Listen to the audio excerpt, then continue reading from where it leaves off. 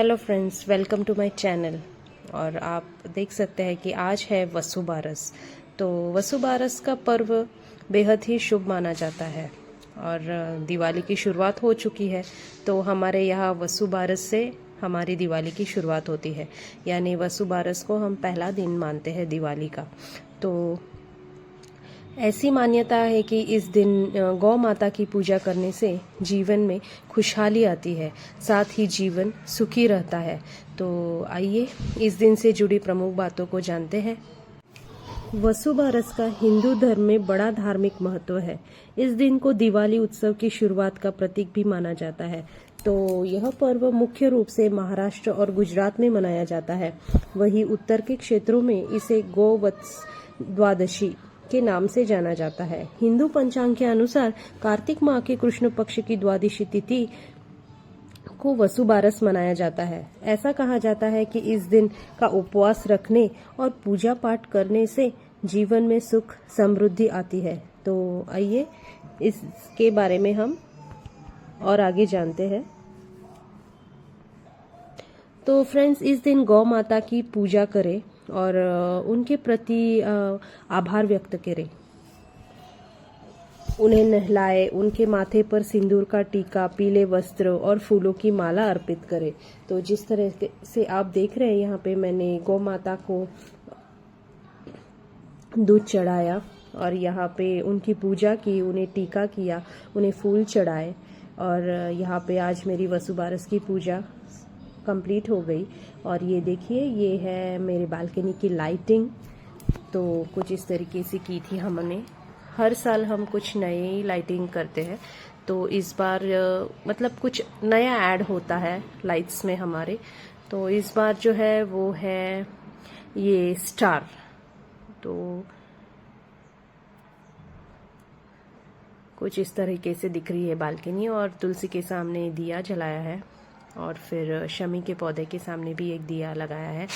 वैसे तो रोज़ ही मैं लगाती हूँ, पर जो कि आज के दिए जो है वो मिट्टी के दिए लगाए हैं मैंने, क्योंकि आज से दिवाली की शुरुआत हो चुकी है यहाँ पर।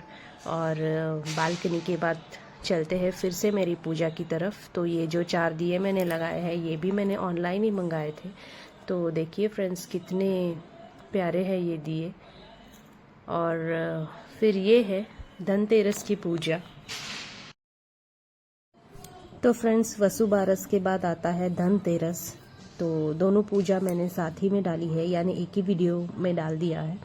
तो कार्तिक मास की कृष्ण पक्ष त्रयोदशी को धनतेरस कहते हैं। यह त्योहार दीपावली आने की पूर्व सूचना देता है। इस दिन नए बर्तन खरीदना शुभ माना जाता है। तो धनतेरस के दिन मृत्यु के देवता यमराज और भगवान धन्वंतरी की पूजा का महत्व है। तो फ्रेंड्स, आप जानते हैं कि धनतेरस क्यों मनाते हैं? क्योंकि भारतीय संस्कृति में स्वास्थ्य का स्थान धन से ऊपर माना जाता है। यह कहता है आज भी प्रचलित है कि पहला सुख निरोगी काया, दूजा सुख घर में माया।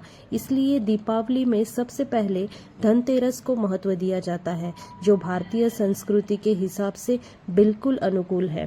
शास्त्रों में वर्णित कथाओं के अनुसार समुद्र मंथन के दौरान कार्तिक कृष्ण त्रयोदशी के दिन भगवान धन्वंतरी अपने हाथों में अमृत कलश लेकर प्रकट हुए। मान्यता है कि भगवान धन्वंतरी विष्णु के अंशावतार है। संसार में चिकित्सा विज्ञान के विस्तार और प्रसार के लिए भी भगवान विष्णु ने धन्वंतरी का अवतार लिया था। भगवान धन्वंतरी के प्रकट होने पे उपलक्ष्य में ही धनतेरस का त्योहार मनाया जाता है। तो फ्रेंड्स, हम धनतेरस के दिन अपने सामर्थ्य के अनुसार किसी भी रूप में चांदी एवं अन्य धातु खरीद सकते हैं। इसे बहुत ही शुभ माना जाता है। तो धन संपत्ति की प्राप्ति हेतु कुबेर देवता के लिए घर के पूजा स्थल पर दीप दान करें और एवं मृत्यु देवता यमराज के लिए मुख्य द्वार पर भी दीप दान करें। धनतेरस से जुड़ी कथा है कि कार्तिक कृष्ण त्रयोदशी के दिन देवताओं के कार्य में बाधा डालने के कारण भगवान विष्णु ने असुरों के गुरु शुक्राचार्य की एक आंख फोड़ दी थी। कथा के अनुसार देवताओं को राजा बलि के भय से मुक्ति दिलाने के लिए भगवान विष्णु ने वामन अवतार लिया और राजा बलि के यज्ञ स्थल पर पहुंच गए। शुक्राचार्य ने वामन रूप में भी भगवान विष्णु को पहचान लिया और राजा बलि से आग्रह किया कि वामन कुछ भी मांगे उन्हें इनकार कर देना। वामन साक्षात भगवान विष्णु है जो देवताओं की सहायता के लिए तुमसे सब कुछ छीनने आए हैं। बलि ने शुक्राचार्य की बात नहीं मानी। वामन भगवान द्वारा मांगी गई 3 पग भूमि दान करने के लिए कमंडल से जल लेकर संकल्प लेने लगे। बलि को दान करने से रोकने के लिए शुक्राचार्य राजा बलि के कमंडल में लघु रूप धारण करके प्रवेश कर गए। इससे कमंडल से जल निकलने का मार्ग बंद हो गया। तो वामन भगवान शुक्राचार्य की चाल को समझ गए। भगवान वामन ने अपने हाथ में रखे हुए कुशा को कमंडल में ऐसे रखा कि शुक्राचार्य की एक आंख फूट गई। शुक्राचार्य छटपटाकर कमंडल से निकल आए। इसके बाद बलि ने 3 पग भूमि दान करने का संकल्प ले लिया। तब भगवान वामन ने अपने एक पैर से संपूर्ण पृथ्वी को नाप लिया और दूसरे पग से अंतरिक्ष को। तीसरा पग रखने के लिए कोई स्थान नहीं होने पर बलि ने अपना सिर वामन भगवान के चरणों में रख दिया। बलि दान में अपना सब कुछ गवा बैठे। इस तरह बलि के भय से देवताओं को मुक्ति मिली और बलि ने जो धन संपत्ति देवताओं से छीन ली थी उससे कई गुना धन संपत्ति देवताओं को मिल गई। इस उपलक्ष्य में भी धनतेरस का त्योहार मनाया जाता है। तो धनतेरस का त्योहार दिवाली से 2 दिन पहले अर्थात कार्तिक मास के कृष्ण पक्ष की त्रयोदशी तिथि को मनाया जाता है। यह त्योहार खुशहाली, सुख और समृद्धि का प्रतीक माना जाता है। धनतेरस को धन त्रयोदशी और धन्वंतरी जयंती के नाम से भी जाना जाता है। धनतेरस को धन्वंतरी जयंती के नाम से इसीलिए जानते हैं क्योंकि इस दिन आयुर्वेद के प्रवर्तक धन्वंतरी जी का प्रकट हुए थे। धनतेरस का नाम धन और तेरस से 2 शब्दों से बना है, जिसमें धन का मतलब संपत्ति और समृद्धि है और तेरस का अर्थ है पंचांग की 13वीं तिथि। इस दिन भगवान धन्वंतरी, माता लक्ष्मी और कुबेर देवता की उपासना की जाती है। सो फ्रेंड्स, आप मेरे धनतेरस की पूजा देख सकते हैं। एक जगह मैंने गणपति जी की स्थापना की है और आज मैंने लक्ष्मी जी को अपने घर लाया है। एक्चुअली नई मूर्ति मैंने लाई है लक्ष्मी जी की, धन लक्ष्मी जिसे कहते हैं, और थोड़ा बहुत चांदी और थोड़ी बहुत मतलब सोने के बैंगल्स मैंने खरीदे हैं आज धनतेरस के दिन मॉर्निंग के मुहूर्त में। तो उसके बाद यहाँ पे लक्ष्मी जी के पास धन्वंतरी देवता की पूजा की है। एक्चुअली उनका फोटो मेरे पास है नहीं, और तो मैंने एक सुपारी को लेकर उसमें मौली बांधकर उसे ही धन्वंतरी देवता मैंने बनाया है और काफ़ी सालों से मैं इसी की पूजा करती हूँ। अब इसे मैं अपने कबर्ड में रख देती हूँ और अगले साल फिर से इन्हीं को लेकर धन्वंतरी रूप में इनकी सेवा करती हूँ। तो उसके बाद है कुबेर जी। तो कुबेर धन्वंतरी के बाजू में मैंने कुबेर जी को स्थापित किया है। तो कुबेर जी का ही ऐसे ही है, एक सुपारी को मैंने मौली से लपेट लिया है और उसके बाद मैं यहाँ पे कुबेर जी के लिए इस सुपारी की पूजा करती हूँ और उसे अपने लॉकर में रख देती हूँ, कबर्ड में यानी कि, और साल भर वो वही रहते हैं। तो उसके बाद देखिए यहाँ पे हमारी पूजा कंप्लीट हो गई है। तो यहाँ पे मैंने लक्ष्मी जी के लिए खीर का भोग बनाया है और फिर धन्वंतरी जी के लिए कुछ फल है और कुबेर जी के लिए है श्रीखंड। और फिर यहाँ इस दिन धनिया खरीदना भी काफ़ी शुभ माना गया है। तो और यहाँ पे जो साइड में मैंने गणेश जी के लिए गुड़ और जो ये होता है कोकोनट, उसका प्रसाद उन्हें चढ़ाया है। और उसके बाद यहाँ पे है मैंने जो सोना और चांदी खरीदे हुए उसे हमें पूजा में रखना होता है। जो उस दिन हम खरीदते हैं उसे हमें वहाँ पे रखना है पूजा में उस दिन। और क्योंकि फ्रेंड धनतेरस के दिन सोना खरीदना, चांदी के बर्तन खरीदना, गहने खरीदना या अन्य कीमती सामान खरीदने का विशेष महत्व बताया गया है। ऐसा शास्त्रकार कहते हैं कि जो भी वस्तु इस दिन खरीदी जाती है वह घर में समृद्धि और धन का आगमन करने वाली होती है।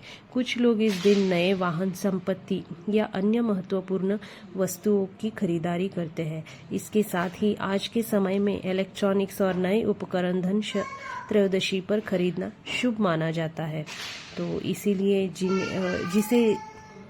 जिसकी ज़रूरत होती है तो उसके अनुसार धनत्रयोदशी के दिन वो खरीदते हैं। तो फ्रेंड्स, धनतेरस के दिन दीपदान का भी बहुत बड़ा महत्व है। मान्यता है कि इस दिन दीपदान करने से व्यक्ति को शुभ फलों की प्राप्ति होती है। लेकिन क्या आप जानते हैं कि धनतेरस के दिन किए जाने वाले दीपदान के भी कुछ खास नियम और महत्व होते हैं।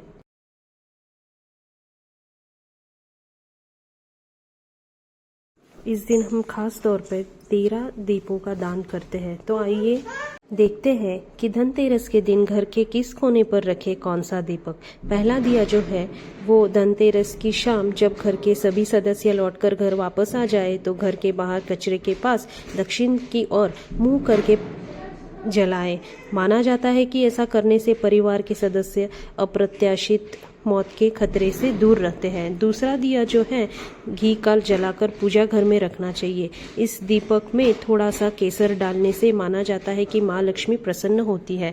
तीसरा दिया अपने परिवार को नजर से बचाने और घर में प्यार और सौभाग्य को बढ़ाने के लिए दीपक घर के मुख्य द्वार पर रखा जाता है। चौथा दिया धनतेरस के दिन चौथा दीपक घर की तुलसी के पौधे के पास रखें। ऐसा करने से घर में समृद्धि और खुशहाली आती है। पांचवा दीपक घर की छत पर रखना चाहिए। ऐसा करने से सभी तरह के दोष दूर होते हैं। यह घर की सुरक्षा का प्रतीक है। यदि छत न हो तो आप बालकनी में भी रख सकते हैं। और धनतेरस का छठा दीपक सरसों के तेल का जलाना चाहिए, जिस पीपल के पेड़ के नीचे रखा जाता है। पीपल के पेड़ में माता लक्ष्मी का वास होता है। माना जाता है कि ऐसा करने से सेहत और पैसों से जुड़ी दिक्कतें खत्म होती है। सातवां दिया धनतेरस के दिन सातवां दीपक अपने घर के आसपास के किसी भी मंदिर में जलाकर आना चाहिए। अगर मंदिर आसपास ना हो तो अपने घर के मंदिर में ही जला दे। घर के चारों ओर सकारात्मक ऊर्जा के प्रवाह को बनाए रखने के लिए 9वां दिया अपने वॉशरूम के बाहर या अंदर जला दे। 11वां घर पर उत्सव का माहौल और जश्न बने रहने के लिए 11वां दिया घर की छत पर रखे। और धनतेरस की रात बेल के वृक्ष के नीचे दीपक जलाना चाहिए। ऐसा करने से धन, सुख, समृद्धि और वृद्धि होती है। तो 13वें दिए को अपने घर के चौराहे पर जलाए। तो इस तरह हमें घर में 13 दिए लगाने चाहिए। तो इस तरह थी मेरी धनतेरस की पूजा। और इसके बाद मैं आपके साथ शेयर करूंगी मेरी महालक्ष्मी की पूजा, जो कि जिसे कहते हैं लक्ष्मी पूजा। तो तब तक के लिए गुड बाय।